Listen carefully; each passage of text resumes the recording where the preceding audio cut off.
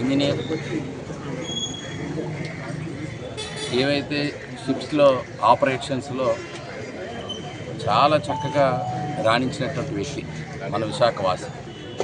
Marine ఇంజనీర్గా ఒక top పొజిషన్స్లో ఉండడమే కాకుండా గ్లోబల్గా కూడా ఈయన సర్వీసెస్ని ప్రతి ఒక్క కంపెనీ, ప్రైవేట్ కంపెనీస్ కావచ్చు, కంట్రీస్ కావచ్చు, ఉపయోగిస్తూ గత కొన్నేళ్లుగా ప్రపంచవ్యాప్తంగా ఈ మెరైన్ ఇంజనీరింగ్లో రాణించడం వల్ల ఆయన ఒక చీఫ్ ఇంజనీర్గా టోటల్ ఆ షిప్కి లీడ్ చేసేటువంటి కెపాసిటీలో ఉన్నటువంటి వ్యక్తి. మరి ఈ వార్ సిచ్యువేషన్లో మీ అందరికీ తెలుసు, ముగ్గురు భారతీయుల్ని మనం కోల్పోయాం. అందులో ఈ చీఫ్ ఇంజనీర్గా ఉన్నటువంటి వ్యక్తి ఫ్యామిలీకి దూరంగా ఒకవైపు ఒక టాప్ ఇంజనీర్గా పేరు గాంచిన మన ప్రాణాలు కోల్పోవడం, ఈరోజు బాడీ ఈరోజు రావడం జరిగింది. ఏది ఏమైనా ఈ సంఘటన చాలా దురదృష్టకరం. అంటే ఒక ఇంజనీర్ను కోల్పోవడమే కాదు, ఆ ఫ్యామిలీకి ఆ చిన్నపిల్లలు, వాళ్ళ సిస్టర్ పిల్లల్ని కూడా అడాప్ట్ చేసుకుంటూ ఫ్యామిలీ కోసం బయట దేశాల్లో వెళ్ళి ఉద్యోగం చేస్తూ ఉన్నటువంటి వ్యక్తి. సో ఏది ఏమైనా తర్వాత కాలంలో ఈరోజు ప్రధానమంత్రి గారు, అదేవిధంగా ట్రంప్ గారు యుఎస్ ప్రెసిడెంట్తో రీసెంట్గా జరిగిన సమావేశంలో ఇది ఒక ప్రధాన అజెండాగా మాట్లాడటం, అంటే భవిష్యత్తులో ఇలాంటివి జరగకుండా ఉండేటట్టుగా మాట్లాడటం కూడా జరగడం ఒకవైపు మంచి పరిణామం అయినా, ఇది ముందుగానే కూడా జరిగి ఉంటే ఈ ప్రాణాలు కూడా కాపాడుకోగలిగాం. ఏది ఏమైనా ఇది ఆ ఫ్యామిలీకి, మన ప్రాంతానికి కూడా గ్రేట్ లాస్గా భావిస్తూ వారికి మన కేంద్ర రాష్ట్ర ప్రభుత్వాలు అండగా కుటుంబానికి ఉంటాయని నేను 2 రోజుల క్రితం చూశాను.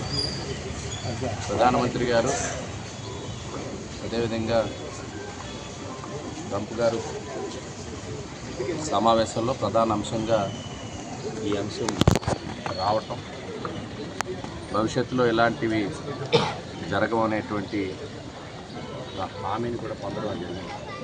దురదృష్టం దానికి ముందుగానే ఈ ఘటన చేసుకోవడం, ముగ్గురు భారతీయులు చనిపోవడం అనేది జరిగింది. అందులో మన ప్రాంతం విశాఖవాసి ఉండడం అనేటువంటి బాధాకరం.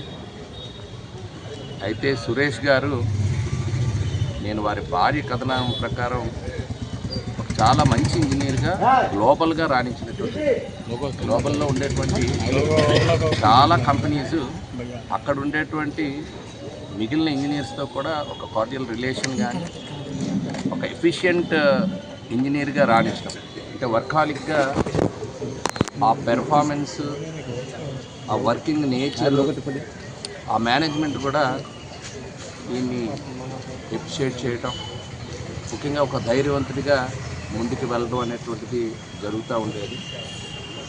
ఆ కారణంగానే మిగిలిన చోట్ల నుంచి కూడా ప్రపంచవ్యాప్తంగా వారి ఫోన్లు కూడా రావడం జరిగింది. అంటే ఈయనకుండే రిలేషన్స్ వేరు కంట్రీస్లో ఈయన వర్క్ చేయడం అనేటువంటి జరిగింది. ఆ రకంగా కూడా ఒక మంచి ఇంజనీర్, టాప్ ఇంజనీర్ని మన దేశం కోల్పోయింది, మన ప్రాంతం కోల్పోయింది. ఆ కుటుంబానికి ఎంతో లాస్. డెఫినెట్గా చిన్న పిల్లలు ఉన్నారు, తీరని లోటు. అట్ ది సేమ్ టైం ఒక టాప్ ఇంజనీర్ని దేశం కోల్పోయింది అనేటువంటి భావన. ఇదేమైనా వారికి సంతాపం తెలియజేస్తూ భవిష్యత్తులో ఇలాంటి పునరావృతం కాకుండా తీసుకునేటువంటి నిర్ణయాలు ఇటీవల జరగడం కూడా కొంచెం శుభమరణం. ఎందుకంటే ఇప్పుడు ఈ వారు ఎంతవరకు, ఎన్ని రోజులు, ఎక్కడి వరకు ఉంటుందో తెలియదు, కానీ భారతీయులకి రక్షణ కలిగే విధంగా ఈరోజు ఆ సబ్జెక్ట్ తీరంలో ఉండాలని చెప్పి కోరుతాం.